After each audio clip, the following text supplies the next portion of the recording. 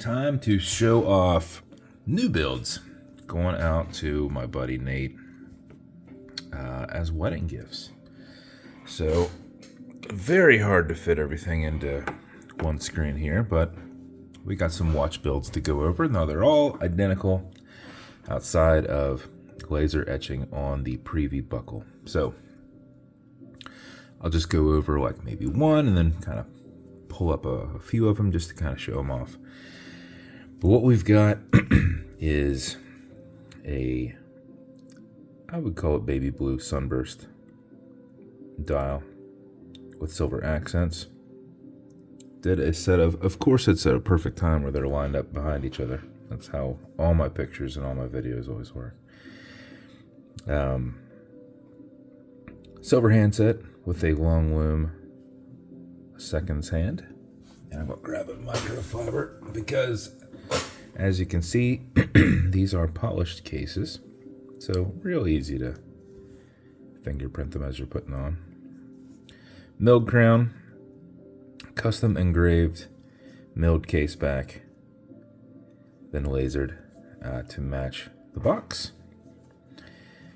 We have straps from Jonathan Gillespie down at Wristbound. Custom brown with I was like dial matching color, but pretty much dial matching color. Stitch, your preview buckle. This has a small coin bezel with a matching minute baby blue insert.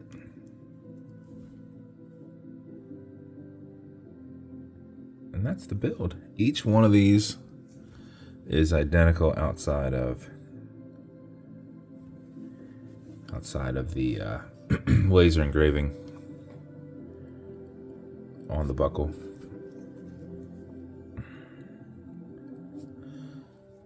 So good luck passing these out to the right people. You'll have to get them out each time and look them over. But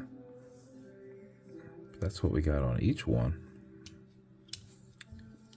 And to go over the watches themselves. Bezel on it will turn left, it'll turn right. These are tension ring bezels. They're just on there. There's a lip that goes all the way around, and then they snap over it. So they're just held on there with tension. So non-click style, they move back and forth. Automatic mechanical, you've got a rotor in the back on a pendulum that it moves as you move. So that keeps you wound. But before you put it on, before you set your time, you want to wind it just a little bit to make sure you don't lose time throughout the day, because if you're not active enough to keep that thing rolling. See, I have another watch sitting here. See that piece here and here at the bottom, how it's always down? Well, as it moves back and forth, it's putting tiny bits of wind into those two gears right there. So if you're just barely moving around and it's just barely going forth, it's not really doing much. So if you're not, moving back and forth, at least getting that thing moving, you want to pre-wind it yourself just a little bit. How you do that is you back the crown off the threads until you hear it and feel it clicking. You'll feel that there's a little bit, you're off the tube. You can tell you're off the tube because you've got some wiggle there, right? Plus you'll hear that clicking. At that point you can wind, and a wind is a turn clockwise as you're looking at it. Counterclockwise turn doesn't wind it, but I go back and forth to keep my finger spacing. Because if I just go one way, a lot of times I start threading it back on because I'm pushing a little bit. So if you do that, you can kind of pull it back, pull a little tension out on it, and go back to winding. So 4 or 5 seconds of that mixed with your rotor movement from walking around, etc., will keep your watch wound throughout the day. But if you do it for another 4 or 5 seconds, 10 seconds plus, you're going to max out your 31-hour plus power reserve on it. Somewhere around 34, 35. It's minimally 31 hour. So you can wind it all up, sit it down, and then come back to the next day, and it should be keeping your time perfectly. So you can sit there and wind as much as you want. It has a slipping mainspring. So once the mainspring is compressed as far as it needs to go, it's not accepting any more input. So you can't overwind it or anything like that. So when you're good with that, you're going to pull it to the 1 and only click. You can now set your time. Does not have a hacking movement, so that seconds hand is going to keep going. You'll also notice you've got a little bit of play in this. That's because that is called a wobble crown, and it deflects lateral pressure from going into the stem, into the movement, into the keyless works. Alexa, what time is it? Good morning, Brian. The time is 10:59 a.m. 10:59 a.m. Push it over, get it out of that time setting, and then wind it back down. And that is the watch. All these exactly the same. You wind them all exactly the same. I built them all, set the times. They've all stayed perfect. They should actually be dying soon. Because let's see, I built them Friday night, so it's Sunday, so they've ran 24 hours and then 10 hours the next day, so they're all around 34-ish hours running. So some of these guys should dropping off soon, but they're all looking pretty good. They're all keeping the exact same time. So because yeah, it's like 11 o'clock now, and I was building them into the night, so that's it. As with every build, you're going to get a few things. You're going to get matching beads. All of these have matching beads.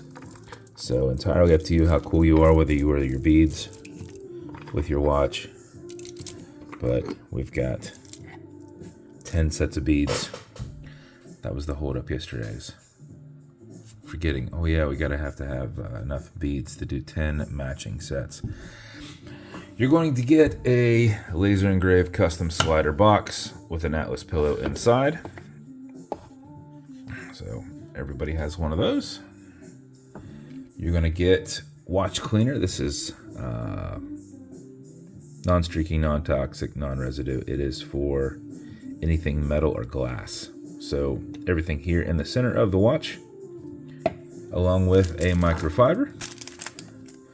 You're also going to get leather conditioner that will keep this strap perfectly soft if you ever feel that it is not, which probably won't be the case with my watch, but just in case, you would apply it on the front and the back.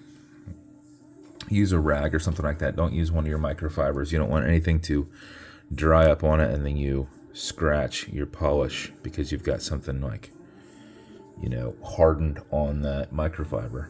So use a rag, something, whatever you'd use like on your boots, etc. when you're adding leather or leather conditioner.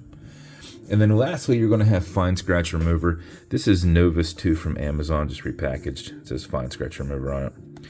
We repackage these. This is like Poly Watch, and it's for your domed acrylic glass because you can scratch that glass.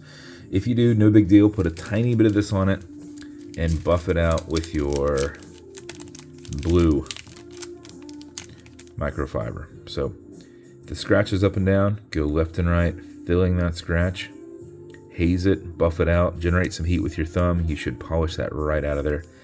And that is not for your polished case.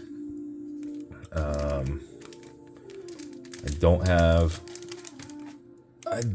enough.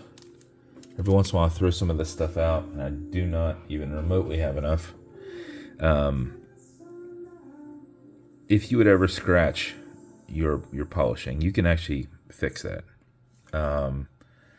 They have Cape Cod polishing cloths on Amazon, and I normally buy a 10, and it has 6 of them inside of it.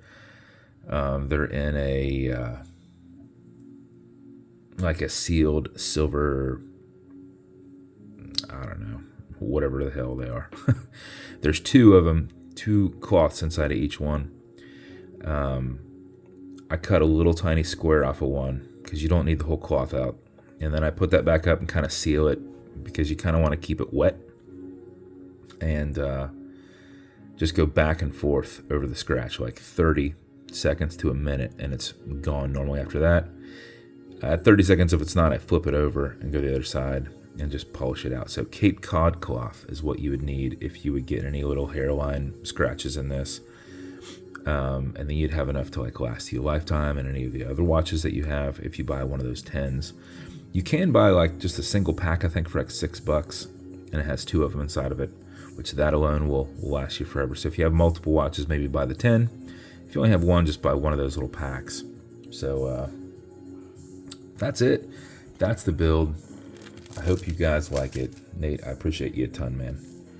And if you want me to build you something custom and unique, reach out and I'll see what I can do. And if you want to continue to see videos like this, like and subscribe, so I put them up all the time.